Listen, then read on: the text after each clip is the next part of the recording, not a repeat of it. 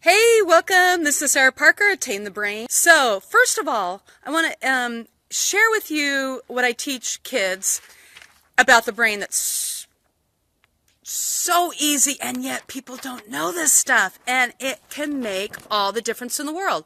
First of all, in our brain, we have something called the amygdala, the fight, flight, fright part of the brain. If we are in the middle of the street and a car's coming, what do? You jump out of the way. You don't think about it. You just, your heart beats and you run. It's your emotion. It's your amygdala. It doesn't think. It's quick acting, and it saves you. It really does save us, and we need this part of the brain.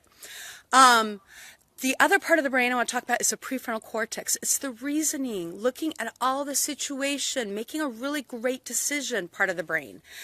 Here's the thing, they don't work together.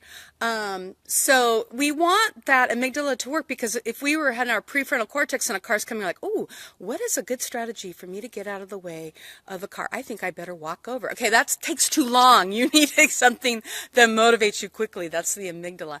But you need that prefrontal cortex to make really good decisions and handle things the way you want to. I was always so surprised here, and I couldn't understand this for years. I have my degree, my background is in counseling. I worked as a caseworker for years in the mental health system, and yet I could come home and my kids could push my buttons, and I would scream and yell and act like a crazy person, and I'm like, what?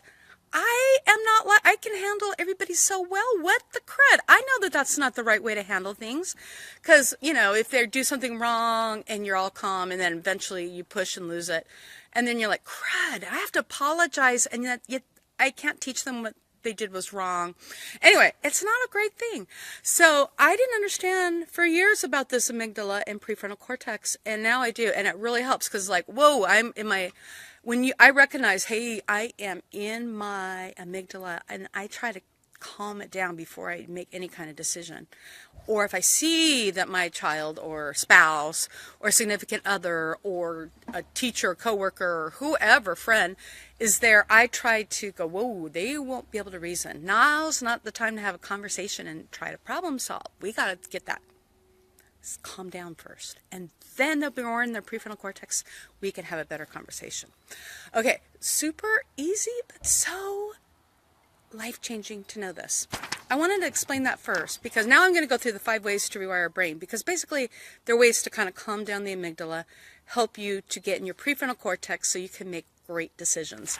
First one is called the first one that I talked about. And if you want to go back and get details about each of these strategies, I have them on my Tame the Brain page.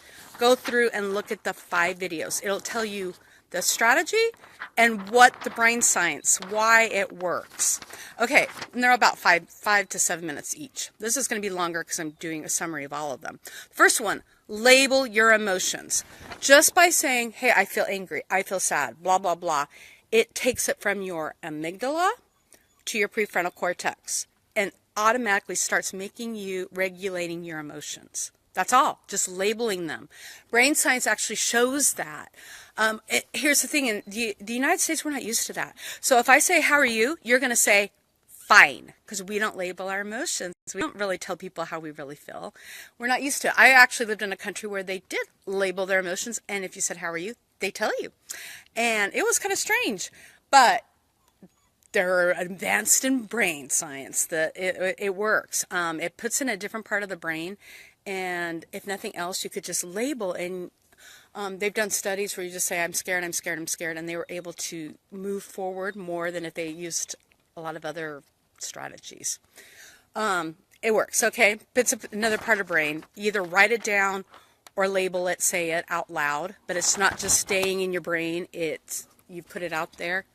It starts regulating it. Label your emotions. Number 1. 2, gratitude. Our brains naturally look for the problem. Why? Because we should be trying to solve our problems. So like if I'm sick, then I go, oh, I feel terrible. We're going to rest. We're going to try and take care of that problem to get it better. And that's good. We don't want to be pushing it and getting worse. We want to do that. The problem is that we always are going to have problems. So if we're always looking for the problems, we're not enjoying life a lot. So gratitude is rewiring the brain to look for the good things in life. I would say tender mercies. Like I said, the trees behind me right now, that's beautiful. That's something I should appreciate and look at. That's a tender mercy. Gratitude has all sorts of research showing what it does for your brain. It helps in so many areas. So watch the video and you can find out a lot more about that. But that is another way to just purposely look for things that are going great that day, even things you normally don't recognize. Number 3, deep breathing. I teach kids deep breathing and mindfulness, and they're like, they giggle, and I don't blame them because I was one of those gigglers. I feel uncomfortable deep breathing. It just doesn't feel very natural, but there's so much good research about it. So when I started doing it more and more, and when I remember to do it when I'm frustrated, upset, it actually does work. But it took me a while to kind of get over that uncomfortableness about it.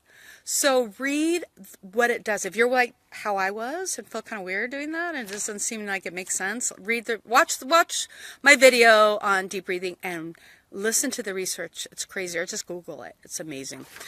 Number 4, so that's 3. Number 4, mindful. Mindful is a scary word for a lot of people. They think it's like against their religion, and I don't think I didn't understand what it really meant, and it might mean something different for other people. But the way I use mindful is focusing on the here and now and being non-judgmental. That's it. So most of our anxiety is because we're worried about the future. Oh no, I'm never going to do this. I'm not going to have this job. No. I'm going to be by myself. Things that may never ever happen. Or things that made us sad in the past or things that didn't work out, and we kind of stay there, and that just okay. But right now in the moment, everything's fine. I'm right here, not that my life is fine. And so what happens is we don't live in the present. We live in this weirdness in our mind and not right now. We don't look around and go, wow, it's beautiful, that tree, or the air is nice, or this food is yummy, or we don't live in the present. And so that's how mindfulness is, and not being judgmental about it. Again, don't get our brains, we don't live in the moment. We're somewhere else all the time. We need to start living in the moment, and that doesn't mean we don't plan. We need to plan, but we don't need to worry that everything's not going to just be perfect, because, we can spend all our time worrying and never enjoying now. That's what mindfulness is. A lot of good information. Watch the video. Get some exercise. Number 5, I used to struggle, not really with exercising, but I think I share how I had a bad experience growing up, like in PE and stuff, was teased or whatever. So I had that bad negative connotation. And all it just means is moving your body, doing something that you enjoy. And research shows if you do it 3 times a week, 30 minutes a day, and you can break that up in 10-minute increments, that it does amazing things for your mood. Now, pretty much, I don't kind of exercise or move in the beginning of the day, and it's not marathon, guys, or I don't like to compare myself to other people or major or whatever. It's just walking or in nature. Or I'm doing water aerobics. I mean, it doesn't have to be this major thing. Or you know what? Just housework. Housework, a lot. I remember I had this lady, this was years ago when I was in my 20s. This lady came and she gave like this seminar, and she's a spunky, skinny, little feisty lady. Here I am judging kind of, but she talked about people nowadays don't clean their houses, and they go to the gym and spend all this money. If they spent that time cleaning and scrubbing, they'd get lots of exercise. And sorry, maybe that was inappropriate, but she was so cute and fun, and that made me think, maybe I need to clean my house more, and I can get exercise that way. Moving your body, that's the important thing. Hopefully I didn't offend anybody with that. Okay, so 5 ways to tame the brain. Label your emotions: gratitude, deep breathing, mindful exercise. And I have videos on each and the brain science behind it. I am obsessed with the brain. I'm obsessed with learning about what's called CBT, cognitive therapy, and dialectic behavior therapy, and learning about the research of what helps people with anxiety and depression. I've had too much of it in my own family. I've seen people struggle, watch kids, watch families being destroyed by some of these overwhelming emotions. So I have looked at all the research, gotten trained, and I've come up with a program called Tame the Brain. I want you to check it out. It's basically you learn about the brain and why, and simple strategies that you can use to help with emotion. It's online, and you can do it free with a support person.